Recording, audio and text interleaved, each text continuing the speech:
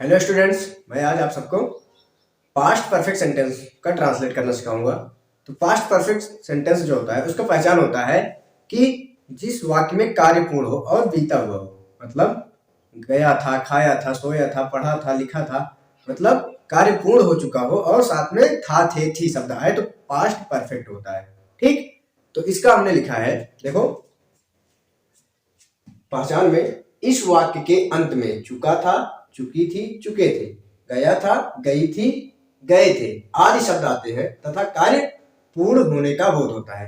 कार्य पूरा होने का बोध होता है। और ट्रांसलेट करने का रूल जो है, अनुवाद करने का नियम जो है, तरीका है इसमें, इस तरह के वाक्यों का अनुवाद करते समय, इस तरह के वाक्यों का अनुवाद करते समय सहायक क्रिया के रूप में हैड तथा मुख्य क्रिया का थर्ड फॉर्म लगाते हैं।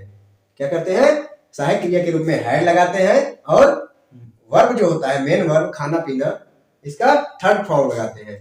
तो फार्मूला जो है इसका अफर्मेटिव सेंटेंस के लिए सबसे पहले क्या यूज करते हैं? सब्जेक्ट यूज करते हैं। उसके बाद हैड प्लस मेन वर्ब का third form plus object plus other verb plus full stop लगाते हैं।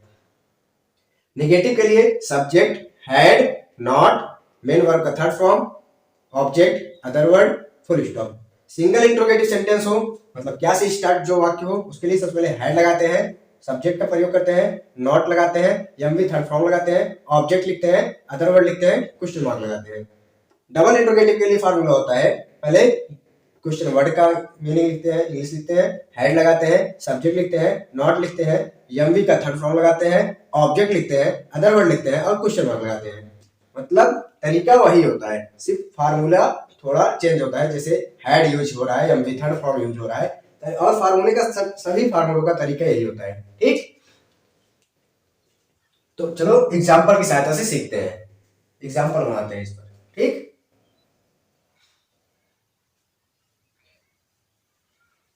पहचान में क्या था? इस वाक्य के अंत में चुका था, चुकी थी, चुके थे, गया था, गई थी, गए थे आदि शब्द आते हैं तथा कार्य पूर्ण होने का बोध होता है। अनुवाद करने का नियम था हमारा, इस तरह के वाक्यों का अनुवाद करते समय सहायक क्रिया के रूप में हैड तथा मुख्य क्रिया का थर्ड फॉर्म लगाते हैं। ठीक, फार्मूला फार्मूला जो लिखे हैं इसी बेस आधार पर हम ट्रांसलेट करेंगे वाक्यों का। वाक्य लिखते हैं, वाक्य, पहला वाक्य,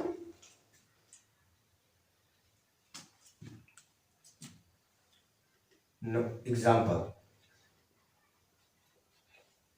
नंबर 1, मयंक किताब पढ़ा था। मयंक किताब पढ़ा था। नंबर 2, रोहित रोहित घर नहीं आया था। नंबर 3, क्या तुम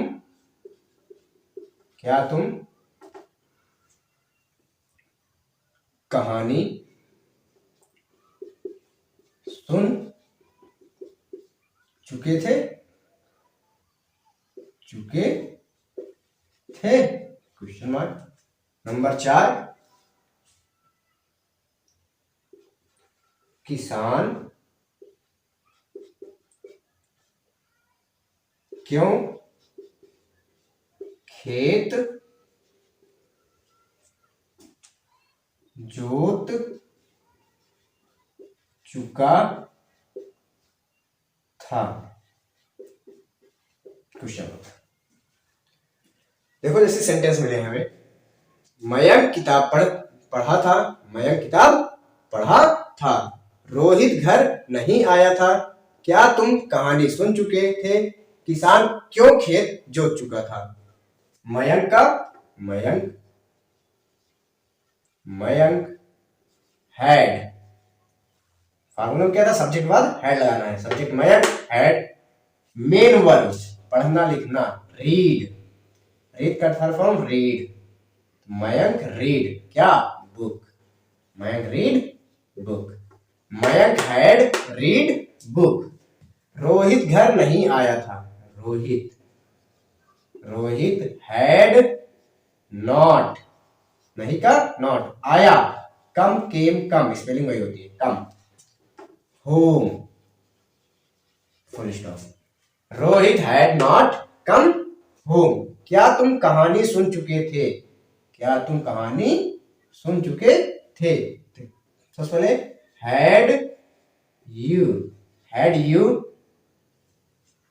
सुनना, hear, HEARED, heard, story, question mark. Had you heard story? किसान क्यों खेत जोत चुका था? वाई हैड द फार्मर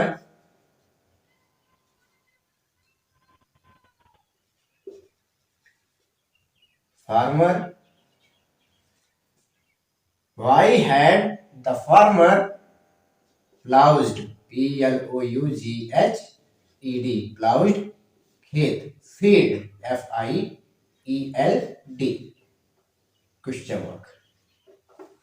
ठीक, इस प्रकार से हम प्रेजेंट परफेक्ट टेंस का ट्रांसलेट करते हैं। जैसे मयंक किताब पढ़ा था, Mayank had read book. Rohit घर नहीं आया था, Rohit had not come to home. क्या तुम कहानी सुन चुके थे? Had you heard story? किसान क्यों खेत जोत चुका था? Why had the farmer ploughed field. ठीक, अगला हमारा है past perfect continuous sentence. Past perfect continuous sentence, past perfect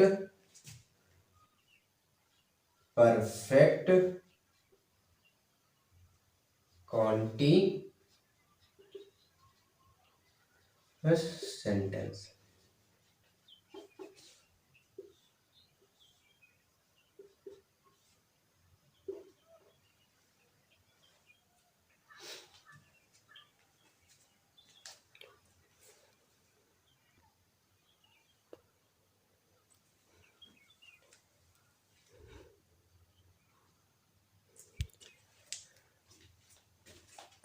past perfect continuous sentence जो होता है, इसका पहचान होता है इस तरह के वाक्यों के अंत में रहा था, रही थी, रहे थे आदि शब्द आते हैं तथा वाक्य में समय दिया रहता है।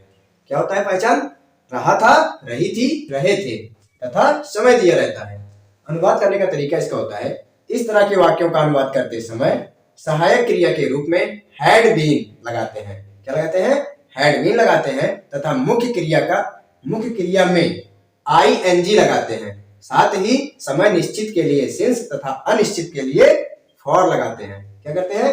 यदि समय निश्चित होता है तो सिंस का प्रयोग करते हैं और अनिश्चित होता है तो फॉर लगाते हैं।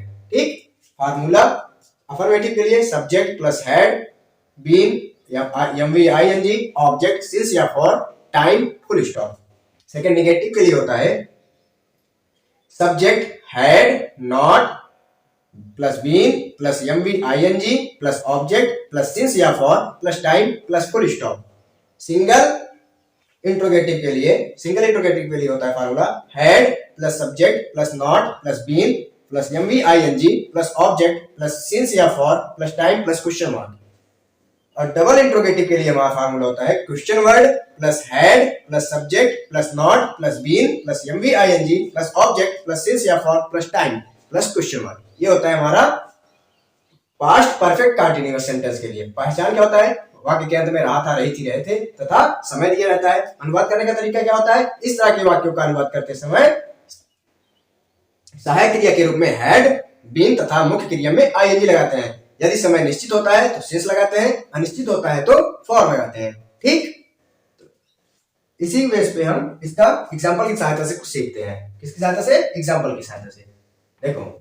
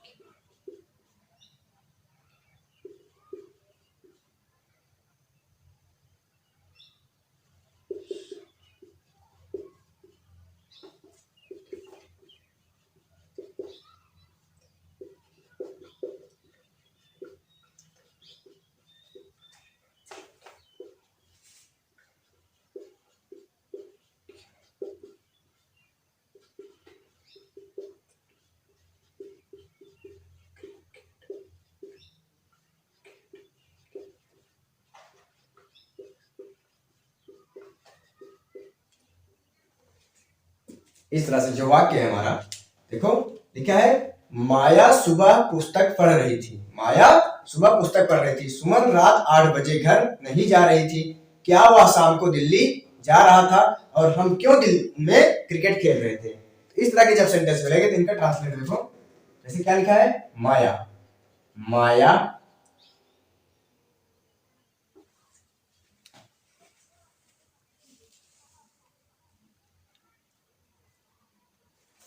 माया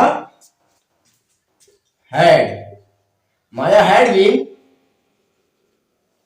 माया had been क्या कर रही है? पढ़ रही है, reading book. Maya had been reading book for morning,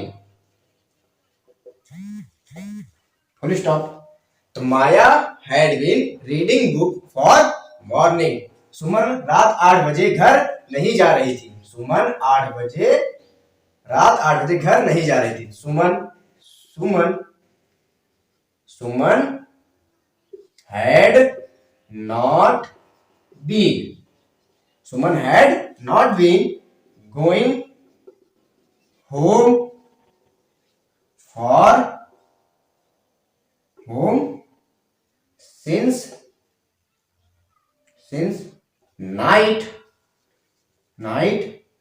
8 o'clock, EIGHT 8 o'clock, CLOCK, full stop। Suman had not been going home since night 8 o'clock। क्या वह शाम को दिल्ली जा रहा था? क्या had he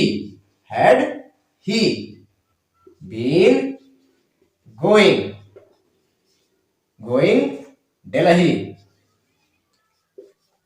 Delhi for evening, question mark। had he been going Delhi for evening? जैसे हम क्यों दिन में क्रिकेट खेल रहे थे? हम क्यों दिन में क्रिकेट खेल रहे थे? ये हो जाएगा हमारा why had we been playing cricket, CRICKET, cricket, playing cricket दिन में, for in night, दिन है, day, in day, question mark. एक बार रिवाइज करते हैं फटाफट। माया सुबह पुस्तक पढ़ रही थी। Maya had been reading book for morning. Suman रात 8 बजे घर नहीं जा रही थी। Suman had not been going home since night 8 o'clock। क्या वह शाम को दिल्ली जा रहा था? Had he been going Delhi for evening. हम क्यों दिन में क्रिकेट खेल रहे थे? Why had we been playing cricket for in day.